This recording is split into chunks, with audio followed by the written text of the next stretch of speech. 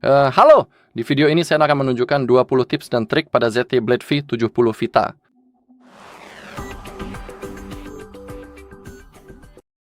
Baiklah, jadi kita bisa mulai dengan mengatur refresh rate layar tinggi di ponsel kita. Berkat itu, kita akan mendapatkan animasi yang sangat mulus. Dalam kasus saya, seperti yang bisa Anda lihat, rasanya sangat mulus karena saya sudah mengaturnya. Jadi izinkan saya menunjukkan bagaimana Anda bisa melakukannya. Pertama, Anda perlu membuka pengaturan, lalu gulir ke bawah. Sebenarnya Anda tidak perlu menggulir. Cari menu tampilan, lalu gulir sedikit ke bawah, temukan refresh rate layar, dan kita punya beberapa mode. Kita punya mode otomatis 60, 90 Hz, dan 120. Saat ini pada ponsel saya, pengaturannya di mode otomatis. Jadi ponsel akan memilih secara otomatis refresh rate-nya. Jadi, misalnya saat baterai Anda penuh, Anda akan mendapatkan refresh rate yang tinggi. Misalnya, jika baterai perangkat Anda turun di bawah, saya terasa 20%. Ponsel akan secara otomatis memilih refresh rate yang lebih rendah untuk menghemat baterai, sehingga baterai Anda tidak cepat habis. Dan tentu saja, Anda bisa mengatur semuanya secara manual sesuai preferensi pribadi Anda. Jika Anda ingin mendapatkan refresh rate tertinggi dan paling mulus, Anda sebaiknya memilih 120. Tapi seperti yang saya katakan tadi, Anda juga punya pilihan 90 atau 60. Ingat bahwa jika Anda memilih refresh rate yang lebih tinggi, baterai akan terkuras lebih cepat dari biasanya. Tapi perbedaannya tidak terlalu besar.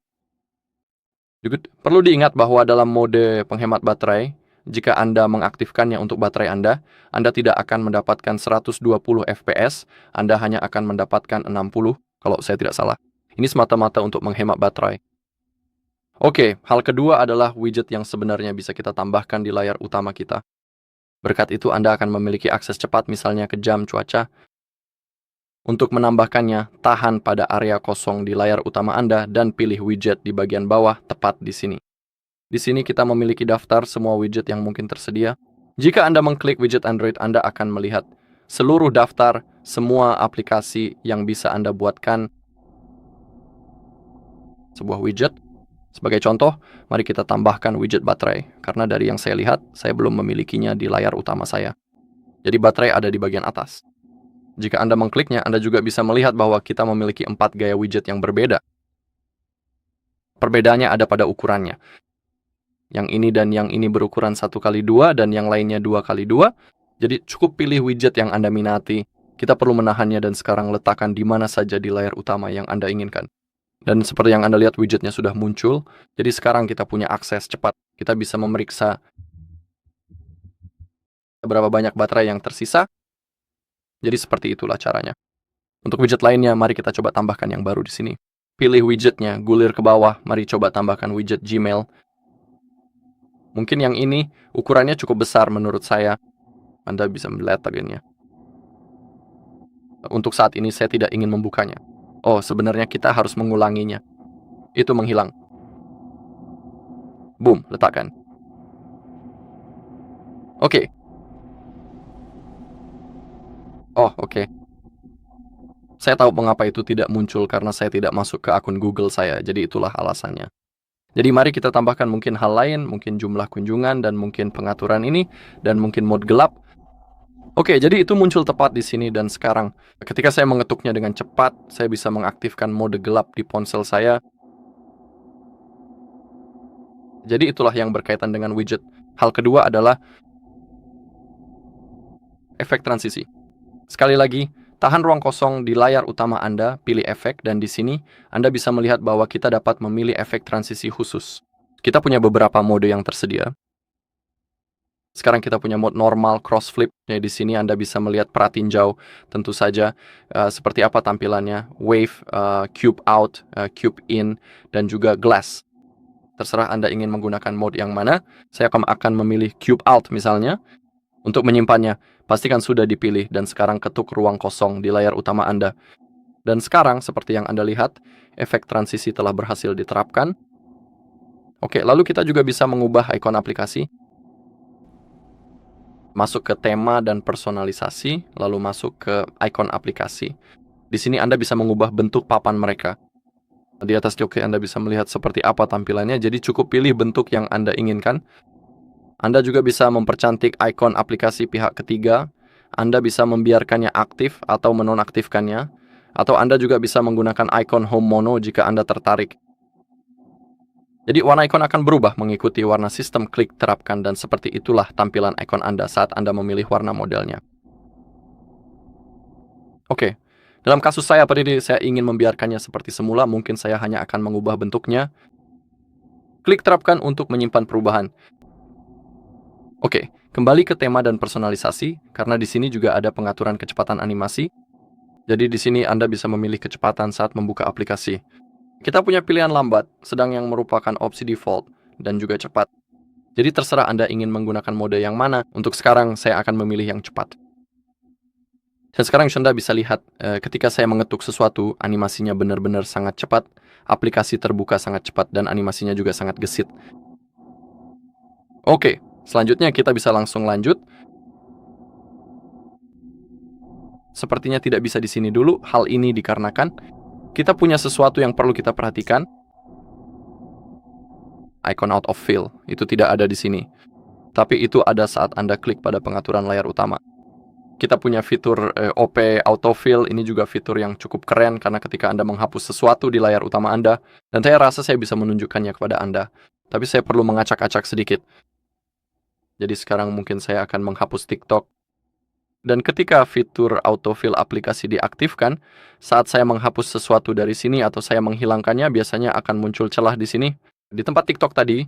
Dan ketika fitur auto app autofill diaktifkan, salah satu aplikasi ini akan langsung berpindah ke posisi TikTok untuk langsung mengisi celah yang ada di sini, supaya saya juga bisa menempatkannya tepat di sini. Jadi sekarang saya akan menahan TikTok, lalu klik hapus. Dan seperti yang Anda lihat, aplikasi kalender langsung berpindah ke posisi TikTok untuk mengisi celah yang ada di antara kedua aplikasi tersebut. Ini hal yang cukup keren. Ini dapat membantu mengatur tampilan layar beranda kita. Oke, sekarang mari kita masuk ke pengaturan dan fitur-fitur yang ada di dalamnya. Di sini, kami memiliki fitur pencegahan sentuhan tak sengaja di tepi layar, mode ringan, sedang, berat, atau custom. Jadi cara kerjanya adalah area sentuh tepi yang kecil, membuat area tepi lebih responsif, dan melibatkan kemungkinan besar menyentuh area tepi secara tidak sengaja. Jika Anda tidak ingin mengaktifkannya, Anda cukup memilih pencegahan mistouch tingkat sedang. Di sini pada bagian tepi Kumono, Anda bisa melihat area pencegahan sentuhan tak sengaja tersebut. Jadi itu untuk mode sedang, itu untuk mode berat, dan kita juga bisa mengatur mode custom. Kita memiliki bilah di bagian bawah ini. Kita bisa memilih angka 10 yang merupakan nilai maksimum. Kita bisa memilih angka 10 atau 5, yang tepat berada di tengah. Kita juga memiliki nilai 0 dan tentu saja nilai lain yang bisa Anda pilih sendiri. Nilai yang Anda inginkan. Dalam kasus saya, untuk saat ini saya akan memilih tingkat sedang. Jadi itulah fitur yang bisa kita tambahkan.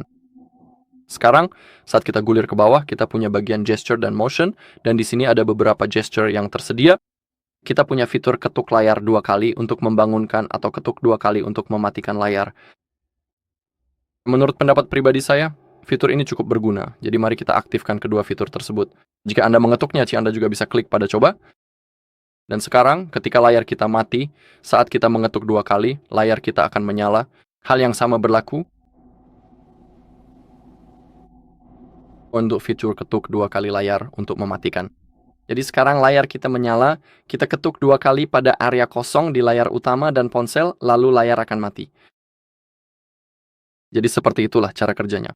Fitur yang cukup berguna, karena misalnya ponsel kita sedang diletakkan rata seperti ini. Yang kita inginkan hanyalah mengecek jam dengan cepat atau beberapa notifikasi. Kita cukup ketuk 2 kali dan kita bisa langsung melihat jam serta notifikasi yang akan muncul di sini. Dan sekarang kita juga punya fitur screenshot dengan 3 jari. Seperti yang Anda tahu, cara biasa untuk mengambil screenshot adalah dengan menekan tombol power dan tombol volume bawah, atau dalam beberapa kasus, volume atas. Dan bagi saya, metode ini jauh lebih nyaman dan juga terlihat cukup keren. Untuk membuat screenshot, kita hanya perlu menggeser 3 jari ke bawah di layar utama, di layar kita untuk mengambil screenshot.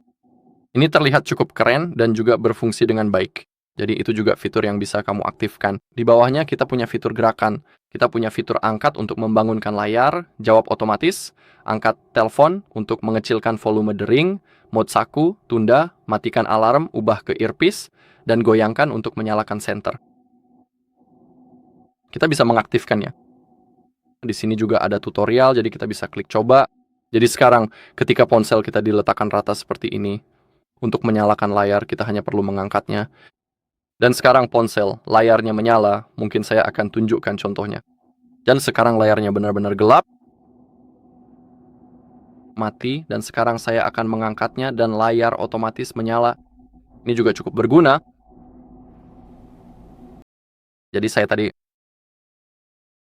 mematikannya karena salah pencet. Lalu ada fitur jawab otomatis untuk menjawab panggilan masuk, cukup tempelkan ponsel ke telinga. Kita bisa mengaktifkannya, kita bisa klik coba. Jadi sekarang ketika saya klik coba, ponsel akan mulai berdering. Jadi mungkin akan sedikit keras. Lalu saya akan klik tingkat volumenya. Mungkin seperti itu. Oke, sekarang kita bisa klik coba. Oke, sekarang ponsel sedang berdering. Dan sekarang saya hanya perlu mendekatkannya ke telinga saya. Dan ponsel sudah. Dan panggilan telah dijawab secara otomatis, jadi misalkan tangan kiri saya adalah telinga saya. Yang perlu saya lakukan untuk menjawab panggilan hanyalah menempelkan ponsel ke telinga saya dan panggilan akan dijawab secara otomatis. Ini juga cukup keren. Lalu angkat ponsel untuk menurunkan volume nada dering. Mari kita aktifkan fitur itu, mari kita coba. Dan sekarang kita hanya perlu mengangkat ponsel untuk menurunkan volume nada dering. Ini juga cukup keren. Lalu ada mode saku. Jika ponsel berada di saku Anda dan tidak dalam mode senyap, ponsel akan bergetar dan berdering dengan volume penuh saat ada panggilan masuk. Anda bisa mengaktifkannya dan mencobanya sendiri.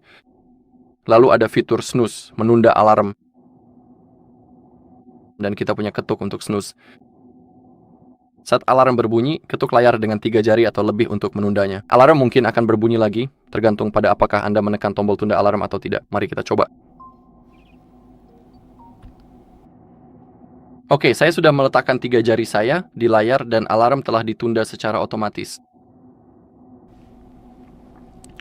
Dan kita juga harus mengakhiri sesi. Saat alarm berbunyi, balikan ponsel untuk mematikannya. Klik coba. Dan sekarang kita perlu membalikannya. Dan seperti yang Anda lihat, alarmnya telah dimatikan. Oke, mari kita lanjutkan. Saya ingin kembali lalu mengganti ke earpiece. Tempelkan ponsel ke telinga Anda untuk mematikan speakerphone. Saat kita sedang menelepon, kita bisa klik coba dan saya perlu menempelkan ponsel ke telinga. Dan sekarang sudah berubah ke penerima suara. Jadi sekali lagi, itu adalah telinga saya. Saya hanya perlu menempelkan ponsel seperti ini untuk beralih ke earpiece. Sekarang hal berikutnya adalah menggoyangkan ponsel untuk menyalakan senter. Ini adalah fitur seperti yang ada di Motorola. Dan sekarang, yang perlu saya lakukan untuk menyalakan senter dari tampilan seluruh layar adalah menggoyangkan ponsel ke depan dan ke belakang 2 kali. Kita bisa mencobanya. Dan sekarang saya hanya perlu menggoyangkan ponsel saya untuk menyalakan senter. Ya, ketika kita melakukan gerakan itu lagi, kita akan mematikan senter. Jadi seperti itulah cara kerjanya. Tapi kamu perlu ingat bahwa kamu harus berada di tampilan layar utama, jadi layarnya dalam keadaan mati. Saya goyangkan ponsel saya, senter menyala, saya ulangi lagi, dan senter ini mati. Ini cukup berguna, misalnya ketika kita perlu dengan cepat, kamu tahu, mendapatkan cahaya saat kita sedang di luar, misalnya. Atau misalnya saat di luar sedang hujan, dan terkadang sulit untuk mengoperasikan smartphone ketika layarnya basah. Kita tidak bisa membuka bar dan mencari senter, jadi yang perlu kita lakukan untuk mendapatkan cahaya hanyalah melakukan gerakan memotong kecil. Cukup goyangkan ponselmu dan senter akan menyala. Kamu bahkan tidak perlu menyalakan layar, bisa benar-benar dalam keadaan mati. Dan itu akan berfungsi. Maaf, kamu harus berada di layar kunci. Jadi kamu hanya perlu Cukup nyalakan layar ponsel Anda, lalu goyangkan perangkatnya, dan lampu senter akan segera menyala. Oke, hal berikutnya yang ingin saya tunjukkan adalah cara membuat cadangan data kamu. Ini sangat berguna karena misalnya ponsel kita hilang atau dicuri atau rusak dan tidak bisa digunakan. Kita tahu tidak ada cara untuk menyelamatkannya. Jadi itulah mengapa penting untuk memiliki cadangan data kita, sehingga kita masih bisa memulihkan data tersebut di perangkat lain atau di ponsel baru yang akan kita beli misalnya. Untuk membuat cadangan, pada ZTE kita memiliki cadangan Google yang bisa kita buat. Untuk melakukannya, kita perlu membuka pengaturan, lalu gulir ke bawah, cari sistem dan pembaruan, lalu temukan cadangan. Dan kita perlu masuk ke akun Google kita perlu mengaktifkan fitur tersebut jika belum diaktifkan. Sekarang kita perlu masuk ke akun Google, jadi itulah yang akan saya lakukan. Saya perlu mengklik tambah, lalu saya akan mengetikkan email dan kata sandi saya dengan cepat, dan saya akan segera menemui Anda. Oke, saya sudah masuk. Dan sekarang untuk membuat cadangan kita perlu memilih foto dan video serta data perangkat lainnya. Klik konfirmasi. Dan jika menyangkut pencadangan Google, kita perlu mengingat akun Google kita. Karena jika Anda ingin memulai ulang pencadangan di kemudian hari, Anda harus masuk ke akun Google yang sama persis dengan yang Anda gunakan saat ini untuk membuat pencadangan. Jadi, jangan sampai lupa akun Google yang Anda gunakan untuk membuat cadangan data. Untuk membuat cadangan, Anda juga perlu memiliki ruang penyimpanan kosong di sini. Anda bisa memeriksanya kalau jika ruang penyimpanan Anda tidak cukup. Anda bisa klik bersihkan ruang dan hapus sesuatu, atau Anda bisa klik dapatkan penyimpanan dan membeli paket yang lebih besar. Karena pada dasarnya, kita membuat cadangan di cloud akun Google kita, dan ruang penyimpanannya tak terbatas, jadi Anda perlu mengingat hal itu. Dan sekarang, ketika semuanya sudah diaktifkan, Anda bisa melihatnya di sini. Yang perlu Anda lakukan hanyalah klik cadangkan sekarang untuk membuat cadangan. Kita perlu menunggu sebentar. Dan sekarang, di tempat itu muncul lingkaran kecil, saya harus melihatnya, dan itu akan perlahan-lahan terisi. Ketika lingkaran itu menghilang, artinya cadangan kita telah berhasil dibuat. Jika semuanya berjalan lancar, kita juga akan melihat notifikasi di bagian bawah layar bahwa data kita telah dicadangkan. Jadi saya akan kembali sebentar lagi setelah prosesnya selesai.